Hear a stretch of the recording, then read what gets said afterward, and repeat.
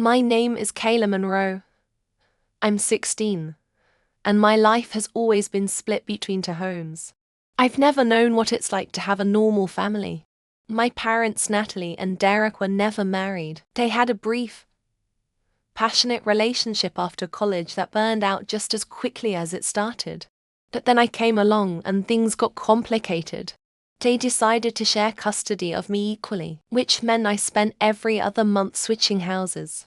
1 month with my mum in Seattle, the next with my dad in Tacoma. It was exhausting at times, packing my life into duffel bags, bouncing between two different bedrooms and two different sets of rules. But I got used to it. They both made sacrifices so I could stay in the same school and not have to deal with long-distance custody fights. I never doubted that my parents loved me, at least not back then. My dad worked in IT and turned down jobs in other states so he could stay close. My mum was a nurse who worked double shifts, always coming home tired, but somehow still managing to smile when she saw me. They each showed their love in different ways. And for a while, I thought that was enough. But everything started changing 2 years ago when my mum met Greg Thornton. Greg was a successful real estate agent, tall, clean-cut, confident in that smug kind of way. At first, I was happy for my mum. She looked lighter around him, like she could finally breathe after years of raising me alone. But the closer he got to her, the further he pulled away from me. They dated for about a year before getting married. And once Greg moved into our house, he brought his two sons with him, Jacob and Owen, who were 15 and 12 from the beginning. They didn't talk to me, not in a rude way, just like I wasn't there.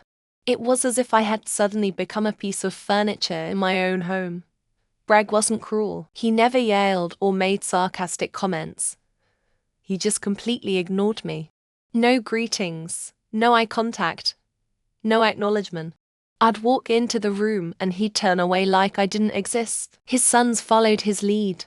It was quiet, it was cold, it was suffocating. When I asked my mum about it, she brushed it off. Greg just needs time, she said. He's never dated anyone with a teenage daughter. It's an adjustment. And when I pushed back, told her how awful it felt, she guilt-tripped me. Kayla, I gave up so much for you. Can't you give him a chance, for me? I wanted to scream. I didn't ask for those sacrifices. But I bit my tongue, because deep down, I did love her, and I didn't want to be the reason she was unhappy. So I stayed quiet. I played nice. I tolerated Greg's silence, Jacob and Owen's cold stares, and a house that no longer felt like mine. I didn't know it then, but the worst was yet to come. By the time I turned 16, I had mastered the art of disappearing in my own home. At my dad's place, I could be loud, messy, sarcastic, moody, basically a normal teenager. But at my mom's house, I walked on eggshells. I timed my steps. I memorized when Greg and his sons would be in the kitchen, so I could avoid them. I ate in my room, kept my music low, and tried to make myself as invisible as they already treated me. It wasn't like I didn't try. The first few months after Greg moved in, I made an effort. I'd say good morning, offer to help clean up, ask Jacob what games he liked or how school was going. All I got in return were blank stares, awkward silence. Eventually, I stopped trying. You can only throw yourself at a wall so many times before you realize it's never going to open a door. My mum tried to act like things were fine. They just need more time, she'd say again and again. But time was all I ever gave them. And it changed nothing. One night, I finally told her. It's been over a year. How much time do they need? She looked at me like I had personally ruined her evening. Kayla, I don't want to fight. I need you to be mature about this. You don't know what Greg's been through. I bit back, the words burning on my tongue. You don't know what I'm going through either. The worst part wasn't the silence, it was the fact that my mother let it happen. She never defended me, never asked Greg why he treated me like wallpaper. She called it avoiding drama. I called it betrayal. Every time I stayed with her, I felt smaller, like I was fading. She was the only one who acknowledged me, and even that felt forced, like she was managing me. Like I was one more thing to deal with before dinner. I began dreading the switch from Dad's place to hers. At my dad's, I could talk to him about anything: books, pose, teachers, politics. We weren't best friends, but he saw me, he listened. He made me feel like I mattered. At Mom's house, I became background noise. There was one night I'll never forget. I walked into the living room to grab a blanket, and Greg was watching TV with Jacob and Owen. I said excuse me softly as I passed in front of them. No one flinched. No one even looked up. I wasn't even worth a glance. I stood there for a moment, just staring at them, thinking this can't be normal. This can't be okay. I wanted to tell someone, anyone, but I didn't. I was afraid it would only make things worse, and the last thing I wanted was to make waves for my mum. She seemed so happy with Greg, so relaxed when she wasn't around me. I didn't want to ruin that, so I kept quiet. But silence has a way of stacking up like bricks on your chest. And one day, you just can't breathe anymore. That day was coming faster than I realized. It happened on a Wednesday. I remember because it was the first week of summer break, and I had stayed up late the night before reading a novel I borrowed from the library, one of the few escapes I had in that house. I went to sleep around 2 a.m., headphones in, door closed, world shut out. When I woke up around 10 the next morning, the house was dead silent. At first, I didn't think much of it. Greg usually took his sons out for errands or brunch. But after 20 minutes, I realized something was off. No shoes by the front door. No half-eaten cereal bowls on the counter. No murmuring from the TV. The house was too quiet. I walked from room to room. Jacob's, Owen's, the guest room, empty. Their bags were gone. I peeked in my mum's room. Her suitcase was missing. The closet looked lighter. A note. Nothing. I grabbed my phone, heart racing, and dialed her. She picked up on the third ring, sounding cheerful. Hey sweetie, everything okay? I was stunned. Where are you? Oh, we're just on a little road trip to Yellowstone. It was kind of spontaneous. Greg planned it for the boys. I blinked. You didn't think to tell me. There was a pause. Well, we figured you wouldn't mind. You've got the whole house to yourself for a week. Isn't that kind of every teenager's dream? My throat tightened. So you left me here, alone, without asking. You're 16, Kayla, she said lightly. You're responsible. Just keep the doors locked and don't touch the wine fridge. She laughed like it was some kind of joke. I didn't laugh. I'm not your house sitter, I said, my voice low. Oh, come on. Don't make this a big deal, she sighed. We'll be back in a week. Just relax. Before I could say another word, the line went dead. She hung up on me. I stared at my phone, shaking. I wasn't angry. I was humiliated. I had been erased again, this time not just emotionally, but physically. They packed up and left like I didn't exist. Didn't even leave a note or text. Just vanished that day. I didn't cry. I didn't scream. I cleaned up my room, packed my bag, and locked the house. I tucked the key under the same potted fern Mom always used when she forgot hers. Then I walked out. I didn't even hesitate. I didn't care that she wanted me to watch the house. I wasn't her maid. I wasn't her afterthought. I was done pretending this was normal. I took the train to Tacoma and showed up on my dad's doorstep without warning. When he opened the door, still in his weekend hoodie and holding a half-eaten banana, he looked at me like I had appeared out of a dream. Kayla, I need to stay here, I said simply. He didn't ask questions. He just stepped aside and said, come in. And just like that, the cracks in everything I had been holding together began to split wide open. It took 5 days before my mum called me again. I had been waiting, half hoping she'd reach out with some apology, some scrap of guilt or motherly concern. But when my phone finally rang and her name popped up on the screen, my heart sank. I just knew this wasn't going to be a warm reunion.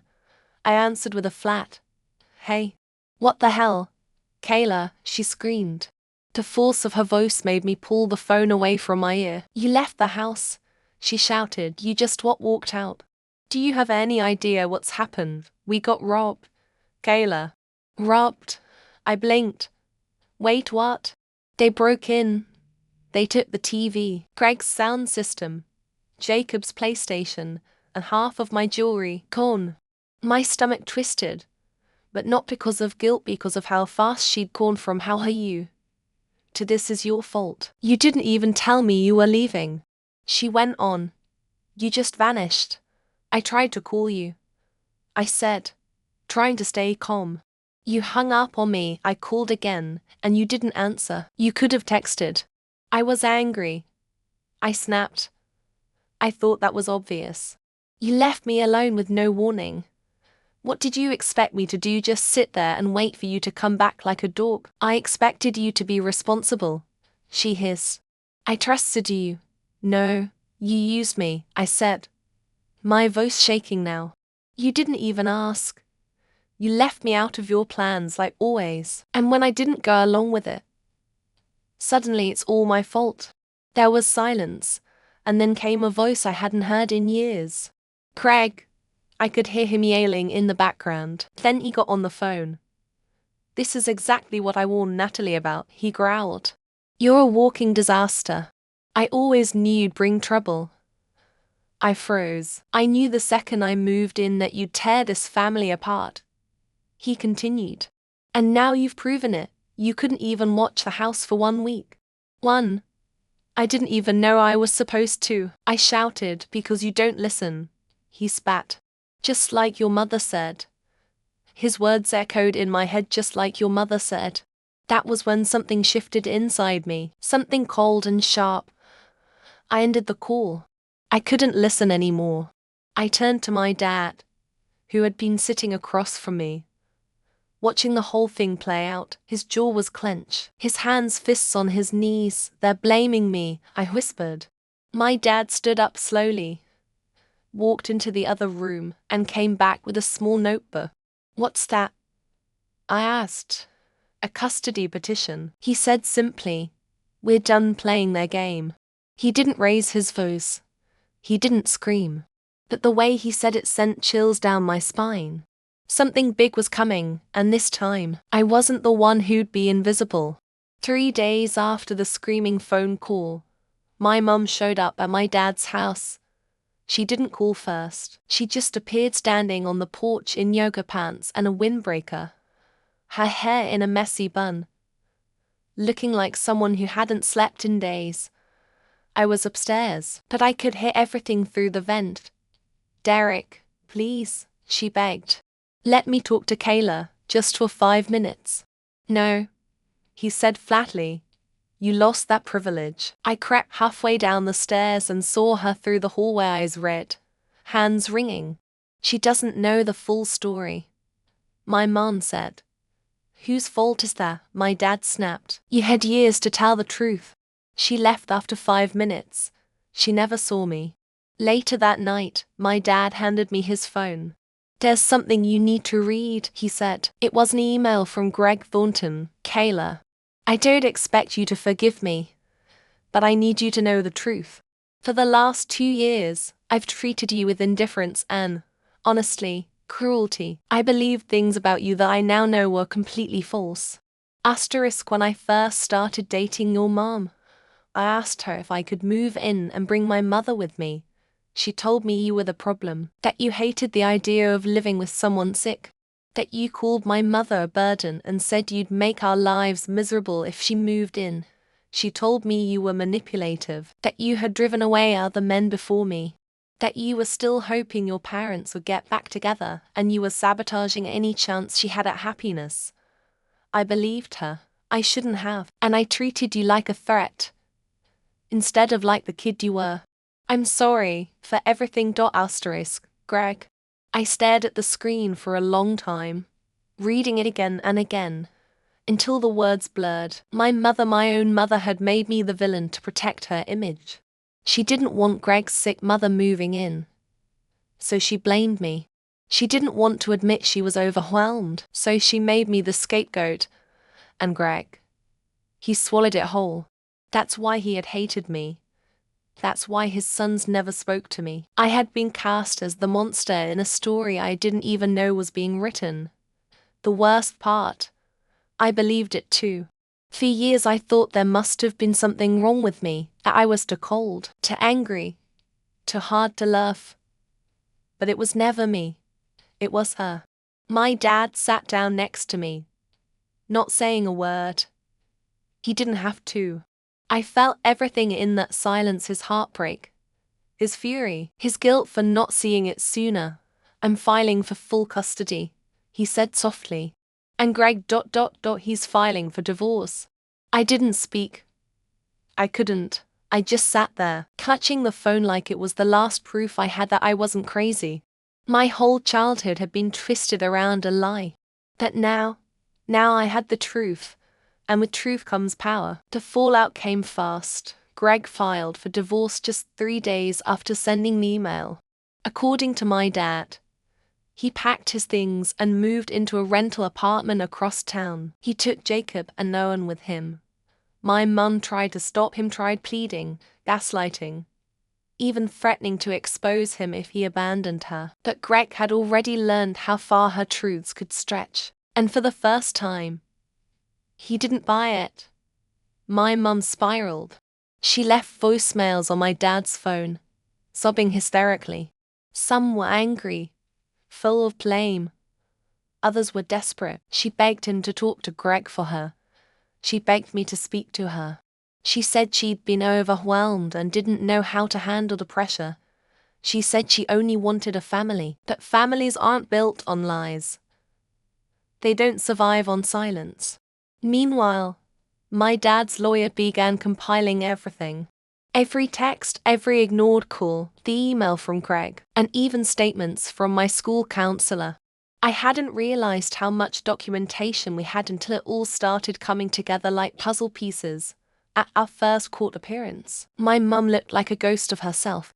Hair frizzy, makeup smudged. I scanning the courtroom like she was still trying to control the narrative. But no one was buying it anymore. The judge listened to everything, and in the end, he granted full custody to my dad, with supervised visitation rights for my mum if I agreed to it. I didn't. After the ruling, my mum tried one last time to talk to me in the hallway. She reached for my hand and said, "Kayla, I know I messed up, but I love you." I looked her straight in the eye and said, "You love the version of me you created in your head, not the real me." Then I turned and walked away. She stood there frozen, as if she finally realized she couldn't manipulate her way back into my life. Back at home, my dad and I sat on the back porch, watching the sunset over the hills. It was quiet, but it wasn't the suffocating silence I'd known in my mother's house. It was peace. "You were incredibly brave," he said. "I was just tired," I replied, "tired of disappearing." He nodded. "Then let's start making you visible." And for the first time in a long, long time, I believed him. That night, I took down every photo of me and my mother in my bedroom. I wasn't erasing the past. I was just choosing which parts of it I would carry forward. I wasn't the problem. I wasn't the invisible girl in the background anymore. I was the one stepping into the light. The first morning I woke up in my dad's house without the pressure of switching back. I cried. Not because I was sad, but because I was finally free. There was no countdown ticking in my head anymore, no dread of the next month. No fear of entering a house where no one would look at me. For the first time since I was 13, I didn't feel like I was on loan from one life to another. I was home. My dad and I started finding a rhythm. He worked from home 3 days a week now, and made it a point to take breaks when I needed to tour. We made Sunday morning pancakes a tradition. Sometimes we said a lot. Other times, we just sat in comfortable silence. But no matter what, I always knew he saw me. I started therapy a few weeks later. At first, I hated it talking to a stranger about things I hadn't even fully admitted to myself. But something shifted when my therapist asked, "When did you start believing that your needs were a burden?" That question shattered something inside me. Because the truth was ...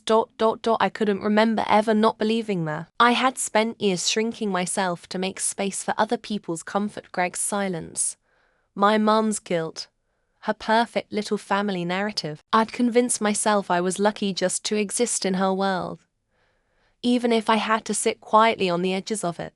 But I wasn't on the edges anymore. At school, I began speaking up more. I reconnected with my best friend Sierra, who had pulled away last year when I got quiet and withdrawn.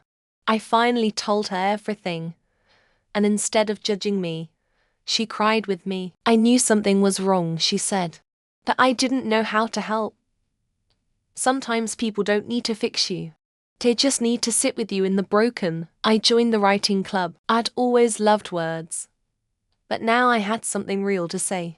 One afternoon, I wrote an essay titled Unseen. My teacher pulled me aside after class and told me it was one of the most powerful things she'd ever read.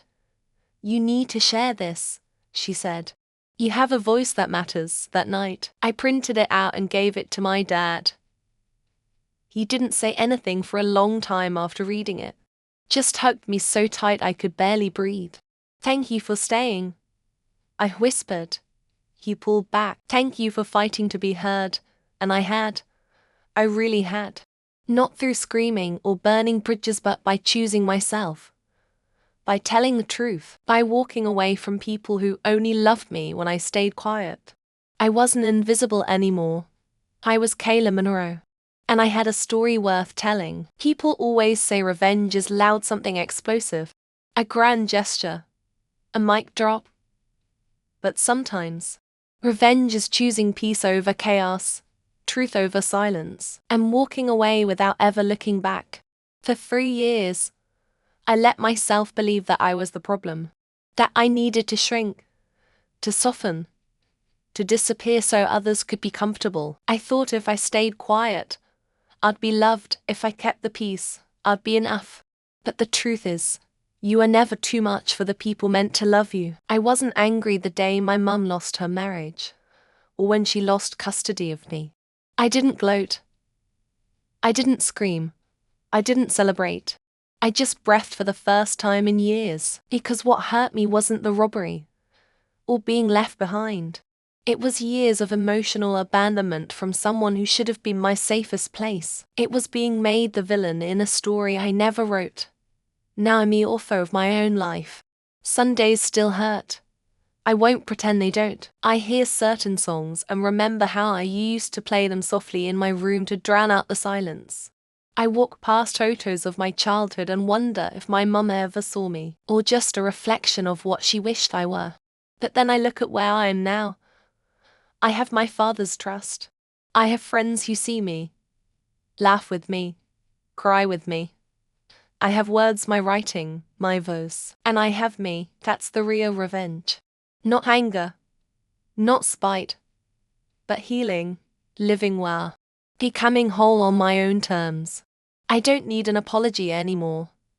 I don't need closure. I don't even need to be remembered, because I finally remembered myself. And I will never let anyone make me invisible again.